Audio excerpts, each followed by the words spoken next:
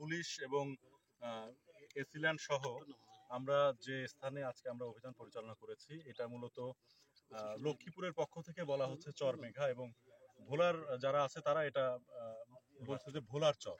এটা নিয়ে একটা বিতর্ক রয়েছে এবং এই চরটি চর মেঘা থেকে ভেঙে নদীর অপর প্রান্তে নতুন একটি চর জেগেছে।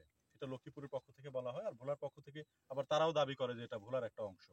কাজেই আমরা সরেজমিনে দেখলাম এখানে কিছুটা বিতর্ক রয়েছে ভূমির মালিকানা নিয়ে, এবং এসিডেন্ট আছেন এখানে, উনিও বলেন যে এটা মূলত খাস জমি।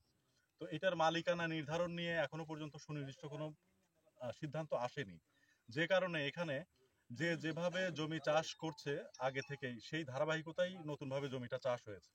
এখন নতুনভাবে যে সমস্যাটা দেখা দিয়েছে যে কিছু কিছু লোক অন্যের রোপণকৃত জমিতে এসে ফসল তুলে নিয়ে যাওয়ার চেষ্টা করে, অনেকটা চাঁদাবাজির মতো কিছু অভিযোগ আমাদের কাছে এসেছে।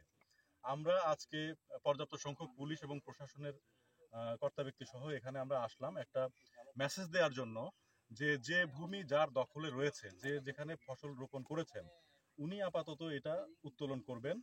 কেউ কারো জমি দখল বা বেদখলের দিকে যাবে না। যদি যায় সেটা শক্তি প্রয়োগ, চাঁদাবাজি বা আরো যে সমস্ত বিষয়গুলো আছে ফৌজদারি অপরাধ, আমরা সেই দিকে বিষয়গুলো গণ্য করব।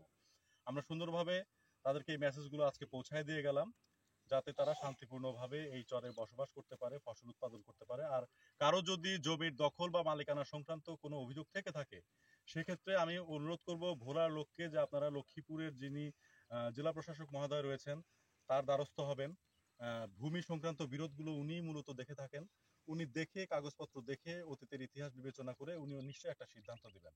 একইভাবে লক্ষ্মীপুরের যারা বাসিন্দা রয়েছেন আমরাও তাদেরকে বলবো যে যদি আপনাদের কোনো বক্তব্য থাকে আপনারা ভোলার জেলা প্রশাসক মহোদয়কেও জানাতে পারেন, লক্ষ্মীপুরের জেলা প্রশাসক মহোদয়কে জানাতে পারেন।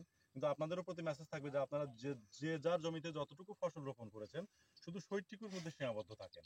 এর বাইরে যদি কেউ কোনো ফৌজদারি অপরাধ করার চেষ্টা করে, আমরা তো রয়েছি এখানে, সদর ওসি উপস্থিত রয়েছেন, আমি অনুরোধ করব সদর ইউনিয়ন চেয়ারম্যান এখানে উপস্থিত রয়েছেন, আপনারা ফোনে জানান, আপনারা লিখিত অভিযোগ জানান, আমরা অত্যন্ত দ্রুততার সাথে যে কোনো ব্যবস্থা গ্রহণ করব।